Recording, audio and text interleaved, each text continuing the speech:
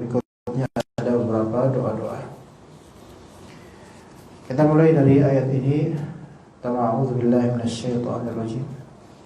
Allahu la ilaha illa huwal hayyul qayyum la ta'khudhuhu sinatun wa la nawm lahu ma fis samawati wa ma fil ard man dhal ladzi yashfa'u 'indahu illa bi idnihi ya'lamu ma bayna aydihim wa ma khalfahum wa la yuhituna bi shay'in min 'ilmihi illa bima sha'a wasi'a kursiyyuhu as-samawati wal ard wa la ya'uduhu hifdhuhuma wa huwal 'aliyyul 'azim.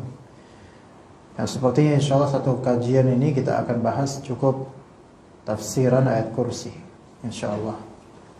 Jadi pada hari ini atau siang ini kita hanya membahas tafsir ayat kursi insyaallah taala. Kita mulai dari firman Allah azza wa jalla, Allahu la ilaha illa huwal hayyul qayyum. Allahu, yaitu lafal jalalah Allah, dia adalah nama Allah yang teragung, Allah. Para ulama berbeda pendapat mengenai apakah lafal jalalah Allah itu memiliki derivasi atau asal usul kata dalam bahasa Arab, atau memang sudah begitu saja ternamakan dengan Allah tanpa ada derivasi atau asal usul kata atau pemaknaan dari lafal Allah. Apakah ada atau tidak? Ulama berbeda pendapat.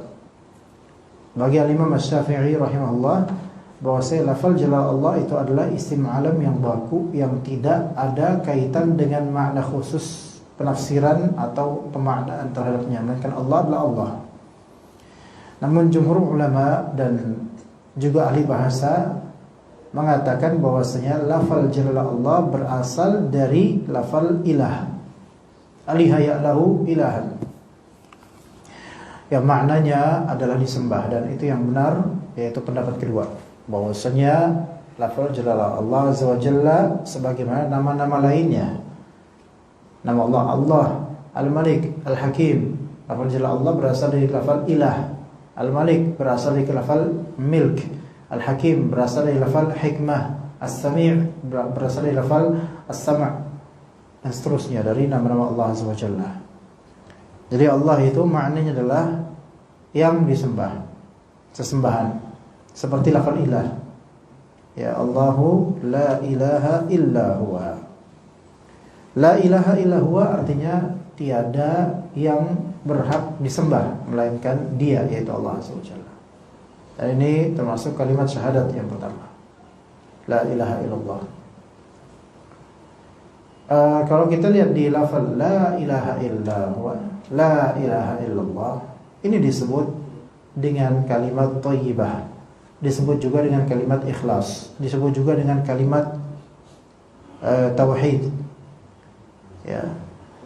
Jadi kalimat thayyibah artinya kalimat yang baik.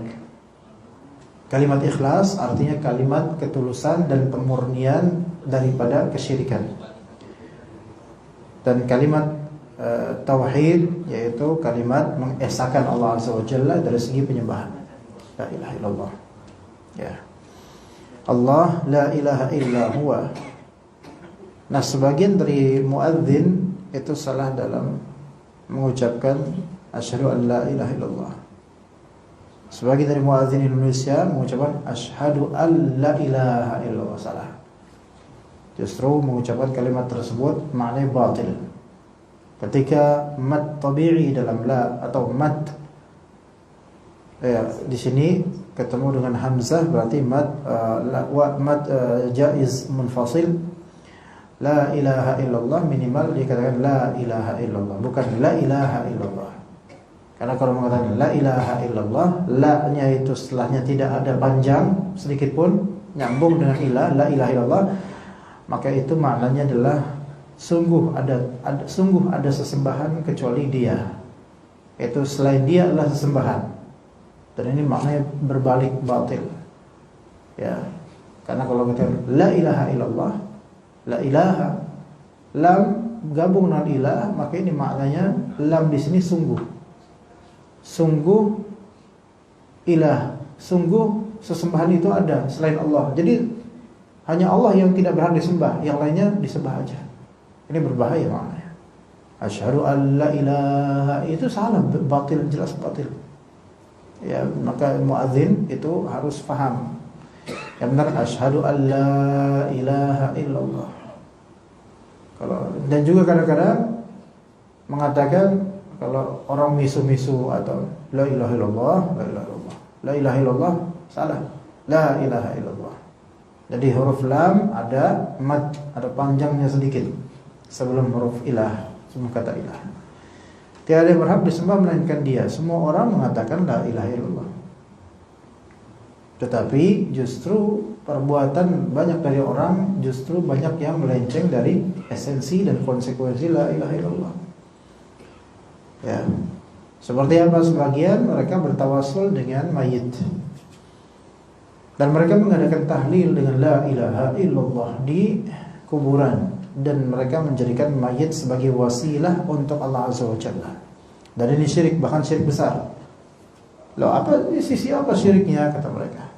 Syiriknya adalah kita meminta tolong kepada yang gaib selain Allah, meminta tolong kepada mayit, padahal mayit tidak bisa melakukan apapun untuk kita. Maka ini suatu kesyirikan. Berarti isti'anah dan minta tolong kepada selain Allah Azza wa Jalla dari yang gaib. Ya, maka ini kesyirikan. Walaupun dia mengatakan la ilaha illallah, tetapi ketika perbuatannya mendustakan lisannya, maka kita melihat perbuatannya, ternyata perbuatannya syirik. Maka hati-hati ya. Semua akan mengklaim la ilaha illallah, tapi tidak semua mengamalkan konsekuensi la ilaha illallah. Karena kita dilarang untuk bertawassul dengan mayit. Kendatipun mayit itu adalah siapa? Nabi Muhammad SAW. Memang Nabi Muhammad SAW akan memberikan syafaat untuk kaum muslimin di akhirat nanti. Tetapi itu nanti. Adapun sekarang beliau wafat. Ya, maka tidak boleh kita bertawassul kepada mayit karena tidak ada manfaatnya. Mayit tidak bisa memberikan manfaat, tidak bisa memberikan mudarat. Dan mayit tidak tahu apa yang kita katakan di atas kubur. Mayit itu hanya mendengar kapan? Yaitu mendengar ketika setelah dikubur dan orang-orang masih ada di area kuburannya untuk mendoakan atau mungkin mengucapkan kalimat-kalimat baik, mau'izah, nasihat dan semisal untuk jemaah yang sedang berdiri di dekat kuburan. Kemudian mayit akan mendengar derap langkah orang-orang meninggalkan kuburnya itu. Setelah itu khalas, tidak ada ikatan sama sekali dengan keduniaan kita. Dan roh mayit itu tidak akan kembali ke alam dunia kita, Allah tidak akan pernah. Sehingga tidak ada manfaatnya kita meminta kepada mayit, bahkan itu kesyirikan. Tapi mungkin ada kans atau kesempatan mayit itu bertemu dengan manusia di alam ruh, yaitu di alam mimpi. Yang mana manusia ketika tidur, maka sebagian dari ruhnya itu mungkin keluar dari jasad, tapi tidak secara completely. Sebagian pakar itu membagi ruh manusia dengan beberapa macam dalam satu jasad. Ada ruh yang disebut ruhul yaqظah. Dan ada juga yang menyebut dan juga yang kedua disebut ruh an-nafs. Ya, atau disebut ruhul hayat. Ada ruhul yaqظah, ada ruhul hayat. Kalau Ruhul Kudus itu malaikat Jibril, beda lagi itu, ya, jangan disamain. Nah, di sini ruh manusia, kita nih punya ruh. Sebagian dari ahli ilmu mereka mengklasifikasikan ruh dengan beberapa klasifikasi. Yang pertama ruh al-yaqظah. Ruh al-yaqظah itu ruh keterjagaan manusia, engehnya manusia, itu ruh al-yaqظah. Kewarasan dan kesadaran manusia itu ruh al-yaqظah. Yaqظah itu artinya terjaga, itu yaqظah. Yang kedua ruh an-nafs, atau disebut juga ruhul hayat. Dan ruh an-nafs atau ruhul hayat inilah yang disebut nyawa. Ya, inilah kehidupan di ruh ini gitu loh. Gini loh, misal di pengajian ini ada yang tidur dan itu udah biasa, ya. Nah, misalnya dia sampai benar-benar nggak sadar dan bahkan ruhnya itu nggak ada di sini. Nah, ruh yang nggak ada di sini dia tetap nafas, tapi ada yang keluar dari tubuhnya, dari ruh, dan di situ dia bermimpi ke alam ruh. Misal bertemu dengan almarhum orang tuanya, misal. Yang keluar ini ruh yang mana coba ketika tidur? Apakah ruh yaqzah, ruh kesadaran, atau ruh kehidupan yang keluar? Tuh kan, pada diem kayaknya enggak, kayaknya rohnya keluar semua nih kayaknya. Ya kan? Mata mulai melek, roh mulai keluar. Nah, di sini ruhul yaqzah Pak yang keluar. Ruh kesadarannya keluar, enggak ada. Ketika dia disarkan baru. Tapi ruhul hayat masih ada di kandung raga. Gitu loh. Paham enggak? Misalnya antum ngeliat orang masih tidur. Nah, yang sedang tidur praktekin segera biar tahu ruhul yaqzah itu kayak gimana. Jadi roh antum tuh keluar, dan memang ketika tidur kita akan mengalami mimpi-mimpi, bahkan melihat hal-hal yang itu tidak kita dapatkan di alam dunia ini secara zahir. Dan mungkin ketemu dengan almarhum, rohnya bisa terjadi, itu mungkin terjadi, dan itu udah dari zaman kapan tahu itu sudah terjadi. Baik itu ketemu almarhum itu ternyata bukan almarhum aslinya, melainkan syaitan menyerupai, atau memang ruh almarhum. Ya, di alam mimpi tapinya. Kalau di alam wujud duniawi nggak mungkin dia nampak itu setan, nggak mungkin. Nah, ruhul yaqzah itu ruh keterjagaan, ruh kewarasan, atau bahasa lainnya kalau di Indonesia kan kadang-kadang disebut sukma. Sukma, SUKMA, ya, sukma. Ini yang disebut ruh apa? Al-yaqzah. Sebenarnya ini nggak ada kaitan dengan ayat kursi ya, tapi ya sedikit-sedikit lah, nyimpang sedikit lah. Ya. Nah, ruh al-yaqzah ini yang biasa juga syaitan berusaha untuk ngambil, mencuri, menyiksa dan semisalnya. Tapi ruh an-nafs, ruh kehidupan itu masih ada di jiwanya. Sekarang gini, pernah gak antum melihat ada orang sering kesurupan sampai dia gila? Yang dipermainkan oleh syaitan itu ruh yang mana? Ruh al-yaqzah, ruh kewarasan dia. Makanya sering halu. Gitu loh.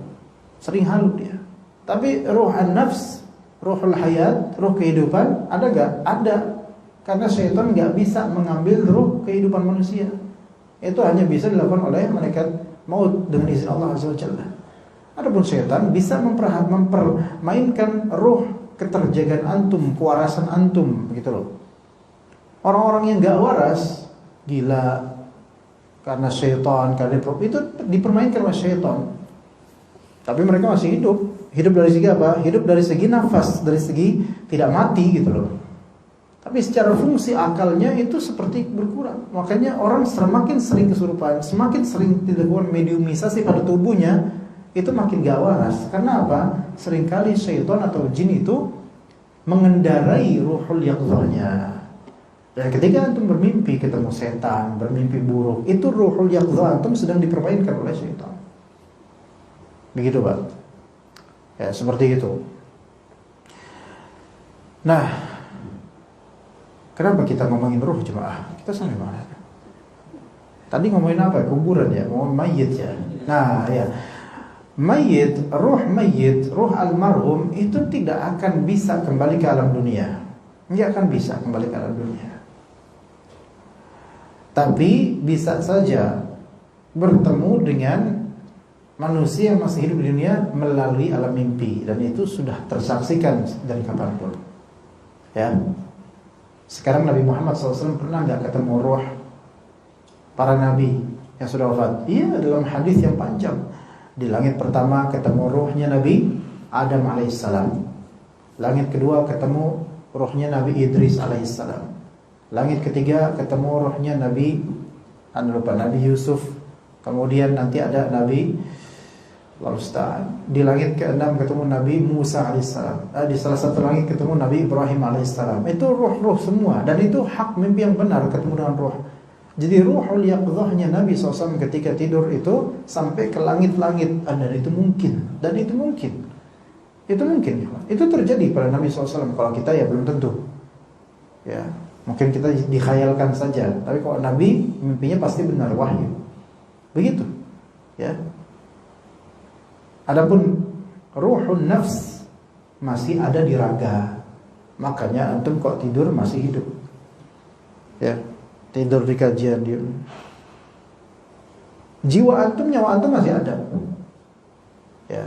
Nah, ruhul yaqzah Dan ruh an-nafs ini, ruhul hayat, kalau ruhul hayat sudah dicabut, maka ya udah, manusia nggak nafas lagi gitu loh. Dan yang bisa mencabutnya hanya malaikatul maut sesuai dengan kehendak Allah Azza wa Jalla. Namun ada kemudian juga yang namanya mati suri. Mati suri itu mati gambarannya doang, aslinya dia tidak mati. Tapi ruhnya tercabut ya. Hanya saja wallahu alam bisa dikembalikan oleh Allah Azza wa Jalla. Mungkin tercabut namun memang belum jadwalnya dia berhenti kehidupannya. Nah gitu. Orang pingsan itu ruh kehidupannya masih ada, makanya masih nafas gitu loh. Orang ngelindur ya sama ya. Dan orang kesurupan juga begitu ikhwan. Antum tanya sama orang-orang yang pernah kesurupan. Kesurupan ada banyak tingkatan. Ada kesurupan yang sadar, ada kesurupan yang udah kehilangan kesadaran. Dia itu seperti berada di suatu tempat. Itu diambil ruh sukmanya oleh syaitan dan dipermainkan. Dan kemudian ruh tubuhnya, yaitu ruh kehidupannya itu masih ada. Makanya masih bisa ngomong, masih bisa nafas gitu. Makanya orang mati ya udah mati nih, setan gak bisa masuk. Gak bisa masuk. Karena apa modalnya mereka masuk? Gak bisa. Karena ini jasad sudah terbujur, terbaring, gak ada ruh. Setan gak bisa masuk. Karena setan itu bisa di alam ruhnya jin ya, bisa kena secara magnetik atau secara energi ke ruhnya manusia dan mengendarai manusia dengan itu. Maka antum pernah lihat gak mayit kesurupan? Gak ada. Yang ada orang hidup yang kesurupan. Begitu cuma. Ya. Binatang ada nggak yang kesurupan? Ayo, sob ya. Ada. Ngomong apa binatang? Aing mau masya. Nggak ada. Binatang nggak kesurupan. Karena jin juga mikir, ngapain saya nyurupin binatang? Iya, sia-sia dong. Karena binatang itu cuman ada roh kehidupan saja. Mereka nggak punya roh yang berakal, roh yaqdzah seperti kita. Tapi mungkin ada sukmanya, roh yaqdzahnya mungkin ada. Hanya saja jin itu enggak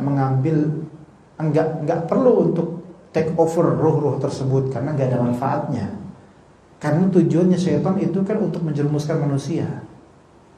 Nah, binatang dijerumusin juga enggak ada benefitnya untuk jin, kecuali beberapa binatang yang memang ditunggangi oleh jin untuk menyusahkan manusia dalam rangka santet, sihir, atau hal-hal lain seperti tikus, kalajengking, kelabang, ular yang kadang-kadang masuk rumah.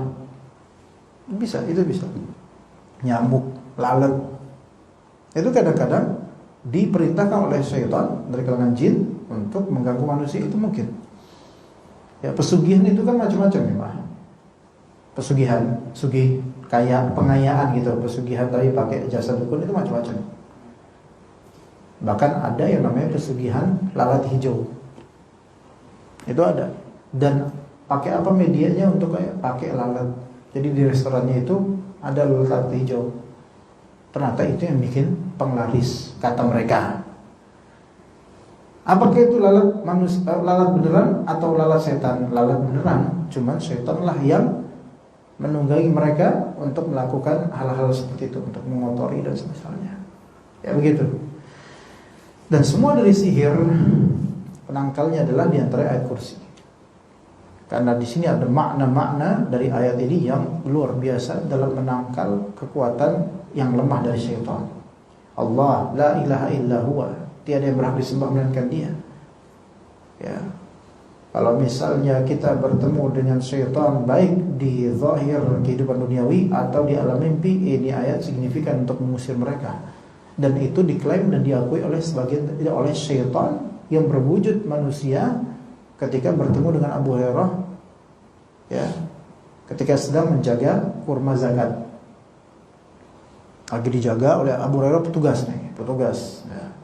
Kemudian ada seorang yang dia kelihatan miskin dan kemudian pengen nyolong kurma zakat. Ya, maka kemudian dicegah oleh Abu Hurairah sampai 3 kali pengen nyolong, kegep terus. Ya.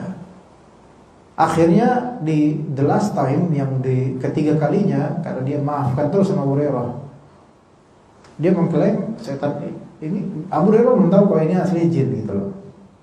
Mengklaim bahwasanya dia punya keluarga, punya anak-anak yang harus dinafkahi. Oke. Bagian ininya antum percaya nggak kira-kira? Nggak boleh percaya.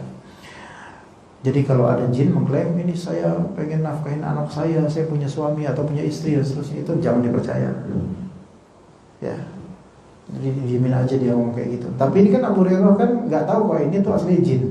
Ini berarti jin sebagiannya bisa mewujudkan diri menjadi binatang atau manusia secara konkret di alam dunia kita, alam manusia, dan bisa dipegang. Buktinya Abu Hurairah menangkapnya konkret berarti. Itu kalau nggak dilepas sama Abu Hurairah, itu bisa diikat itu dan susah untuk kembali ke alamnya. Ya bisa seperti itu dan bisa dibunuh. Dan kalau dibunuh udah mati, selesai dia. Nah kemudian akhirnya dia orang asing itu mengatakan kepada Abu Hurairah, maukah aku ajarkan ayat atau bacaan yang membuat syaitan itu tidak akan bisa berani untuk mengganggu, yaitu ayat kursi.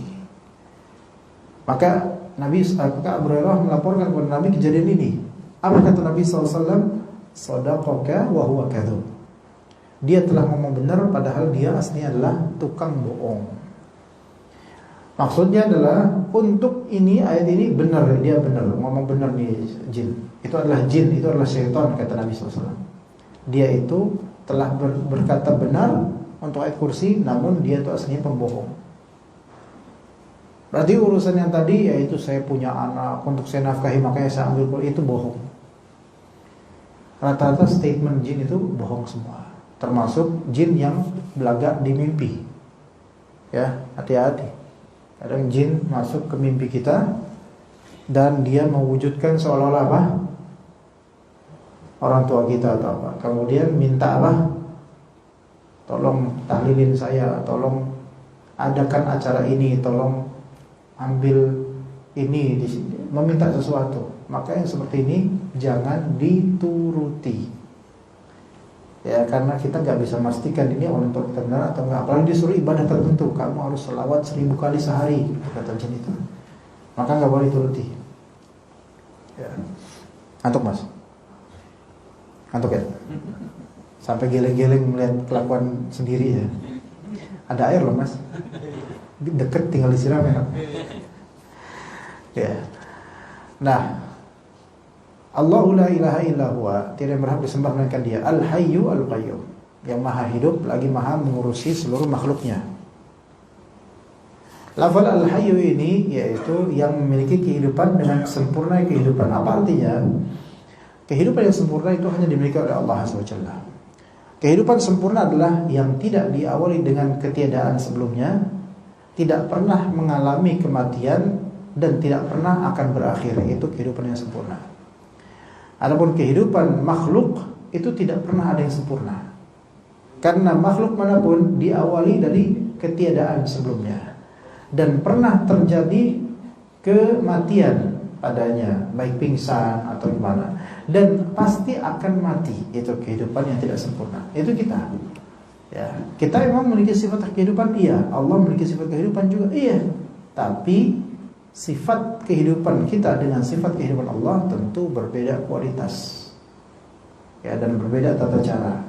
Al-Qayyum, Al-Qayyum yaitu yang maha mengurusi seluruh makhluknya. Lafal Qayyum, qama yaqumu, yaitu mengurusi, ya. Al-Qayyum mengurusi, sangat mengurusi seluruh makhluknya tanpa kecuali. Itu semua diurusi oleh Allah Azza wa Jalla.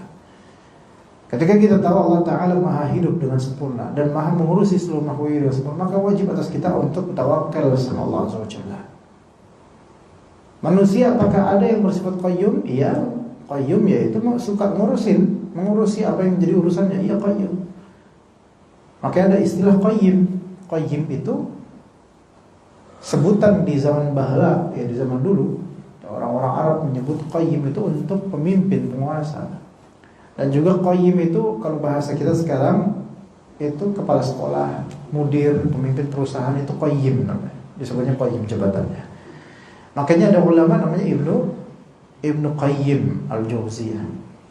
Ibnu Qayyim Al-Jauziyah itu beda dengan Ibnul Jauzi, beda. Ibnul Jauzi itu lebih dulu, beda. Ibnul Jauzi itu Abdul Faraj Ibnul Jauzi, beda lagi. Sekarang ada Ibnu Qayyim Al-Jauziyah. Ini beda lagi. Ibnu Qayyim Al-Jauziyah julukannya adalah Syamsuddin dan nama aslinya adalah Muhammad bin Abi Bakar. Ya. Dan Ibnu Qayyim itu nama sohorannya, nama tersohornya. Apa kok bahasa kita tuh nama apa ya? Nama pena gitu, nama apa sih namanya? Kayak nama anak disebutnya Hasan Al-Jaizi. Nama anak aslinya Hasan Mukmin, tapi dikenalnya Hasan Al-Jaizi. Nama apa ya? Nama populer. Ya. Asli namanya Ibnu Qayyim itu Muhammad doang. Ya. Muhammad bin Abi Bakar. Syamsuddin itu julukannya, Syamsuddin Muhammad bin Abi Bakar. Ibnu Qayyim ini kepala sekolah. Bukan nama kepala sekolah ya. Nama bapaknya itu Abu Bakar. Dan Qayyim itu nama jabatan. Dan Al-Jauziyah itu nama sekolahan, Madrasah Al-Jauziyah gitu, Pak. Jadi Ibnu Qayyim Al-Jauziyah artinya apa? Anaknya Kepsek Al-Jauziyah. Gitu. Kalau sekarang sekolahan apa? Sebut nama sekolah. Al-Wildan misalnya. Ibnu Qayyim Al-Wildan, berarti anaknya mudirnya Al-Wildan. Gitu. Ini migas BP apa? Migas apa namanya? BPH Migas misalnya. Anaknya direktur BPH Migas. Berarti ada Ibnu Qayyim BPH Migas gitu. Tercatat.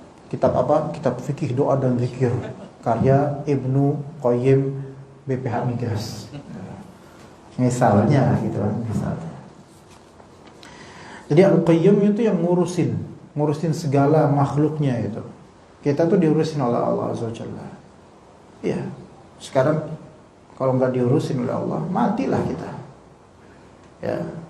Coba aja pas kita lagi sholat sujud nggak pakai masker, apa yang antum hirup dari bakteri-bakteri atau dia? Nggak tahu. Banyak hal yang sebenarnya kalau kita tahu, kita kayaknya nggak mau lanjut hidup deh, gitu.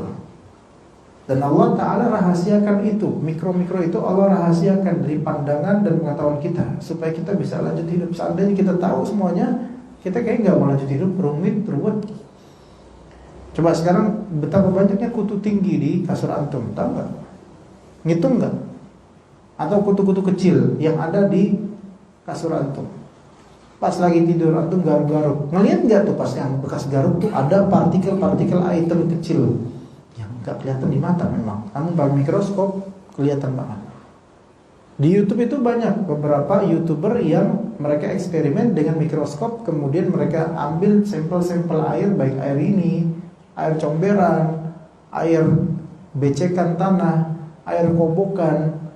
Itu dilihat sampelnya, kemudian dilihat ternyata dalam satu tetes air itu bisa ada ribuan mikroba atau ribuan hal-hal yang kecil sekali yang ternyata hidup, punya kehidupan, punya biologi di sini, punya bios, punya kehidupan di situ.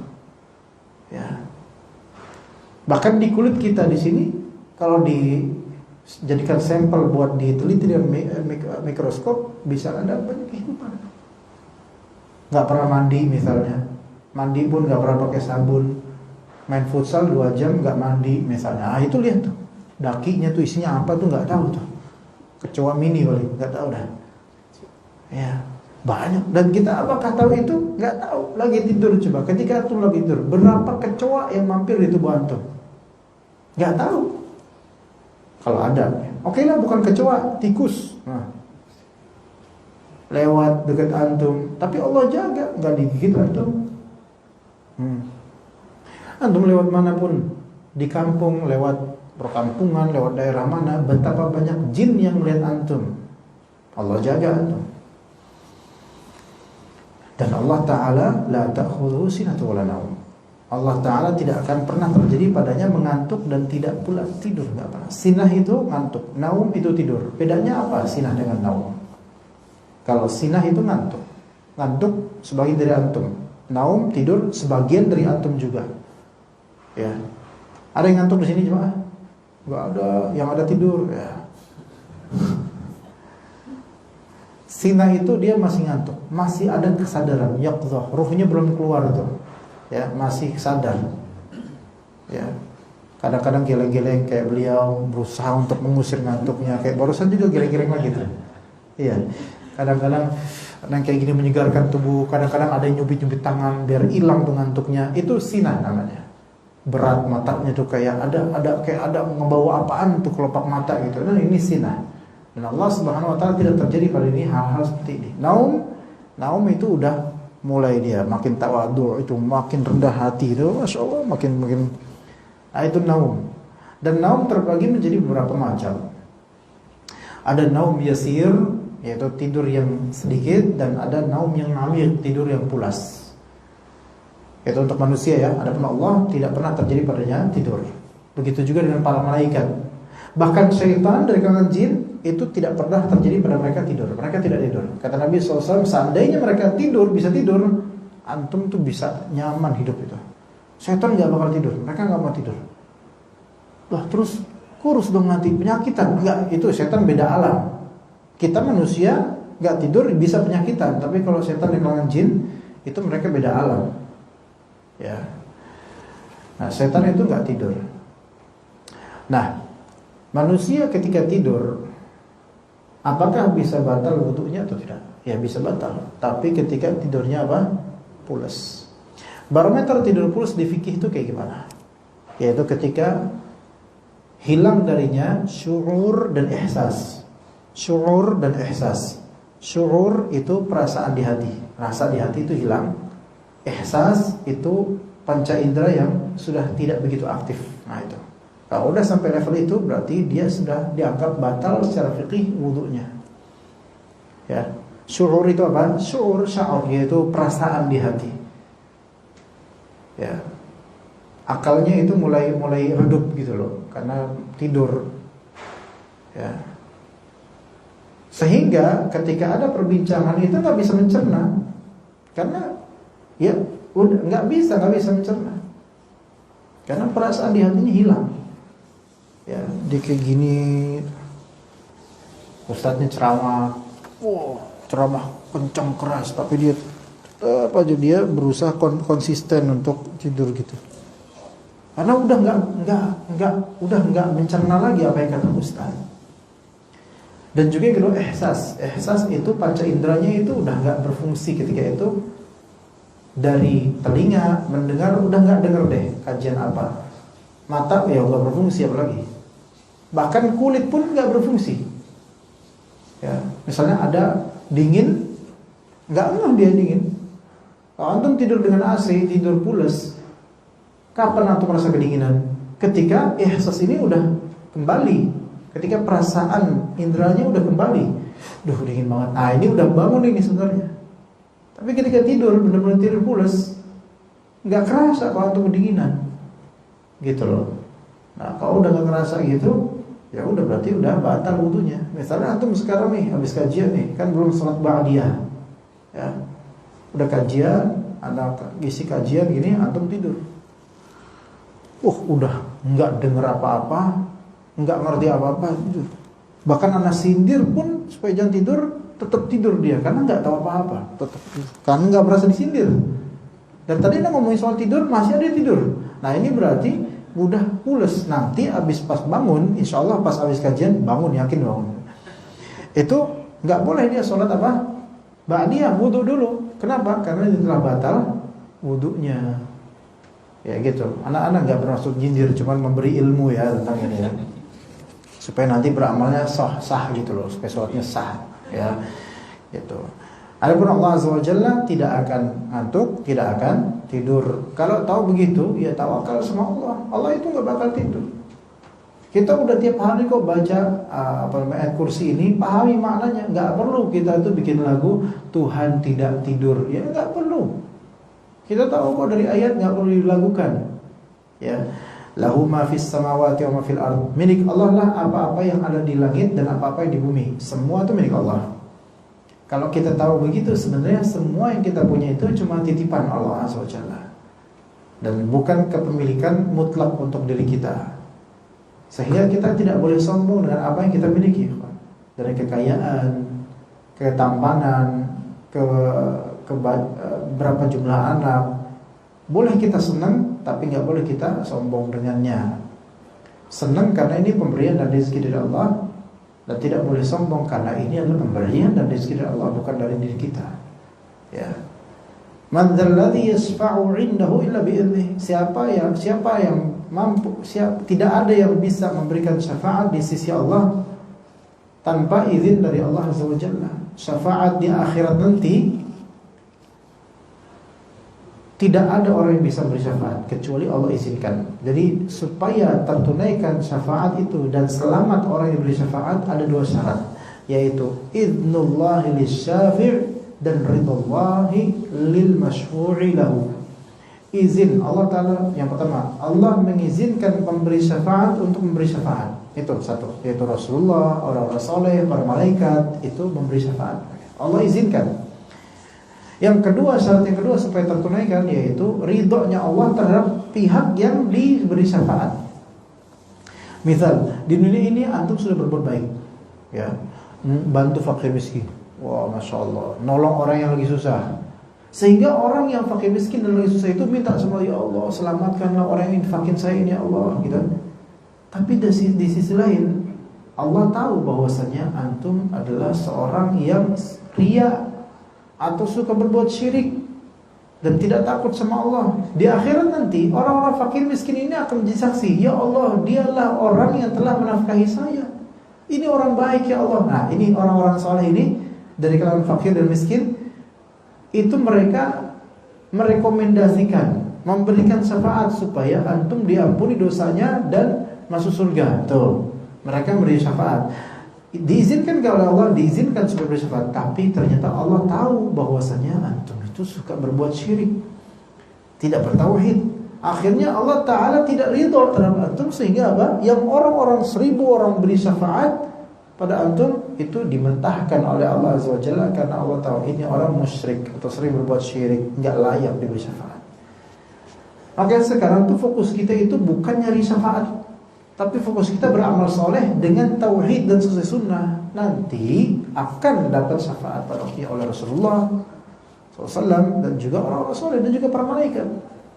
Nah, sekarang sayangnya banyak orang kebalik. Sekarang momentumnya nyari syafaat, terus nyari syafaat, sampai dibuat lagu-lagu terus, zikir nyari syafaat. Isfa'lana lana lana, nah itu, ya habibana. Nah, minta sama siapa tuh? Minta sama siapa itu? Tahu nggak artinya? Nggak tahu kan? Tapi sering dengar nggak? Nah, sering dengar, bahkan ngomongin, tapi nggak tahu artinya. Itu artinya apa? Bahlul. Sering dengar, sering ngucapin, tapi nggak ngerti ini apa artinya. Ini namanya bahlul. Bodoh, iya. Sekarang kalau misalnya antum sering mengutarakan sesuatu tapi nggak pernah ngerti apa namanya, maknanya, berarti bahlul dong. Artinya apa? Ya Rasulullah, berikanlah kami syafaat buat kami, dan dijadikan dengan lagu. Ya habibana, maksudnya wahai habib kami, yaitu Rasulullah SAW.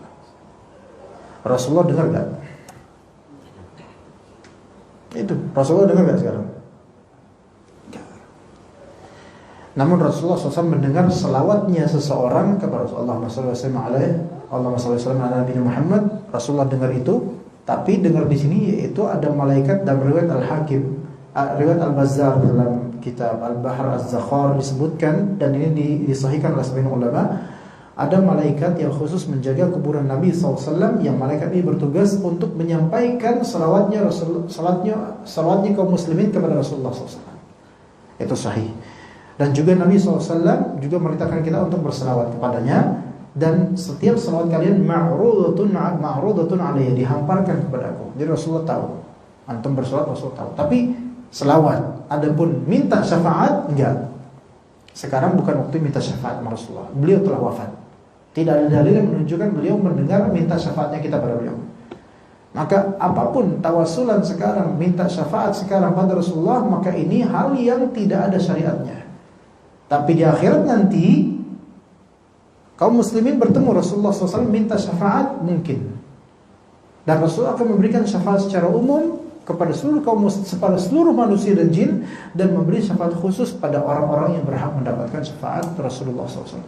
Adapun sekarang enggak. Antum minta sekarang syafaat, ya Rasulullah berikanlah saya syafaat. Antum ada di Bekasi, Rasulullah SAW ada di alam barzakh, enggak ketemu. Ya. Maka diminta syafaat. Allah Ta'ala belum mengizinkan Rasulullah SAW sekarang untuk memberikan syafaat. Nanti di hari akhir. Sekarang waktunya kita apa? Beriman dan beramal soleh, jauhi syirik, sesuai sunnah. Insya Allah kalau sesuai sunnah amalan kita dan tidak berbuat syirik, Allah yang akan jamin kita akan dapat syafaat. Itu caranya kita beramal soleh. Ya, caranya kita dapat syafaat dengan amalan soleh. Kalau malah minta sekarang, itu malah justru itu menjadi suatu kesyirikan. Karena Rasulullah SAW telah wafat dan kita tidak bisa meminta apapun kepada yang telah wafat, karena dia tidak mendengar kita. Begitu, Allahu a'lam.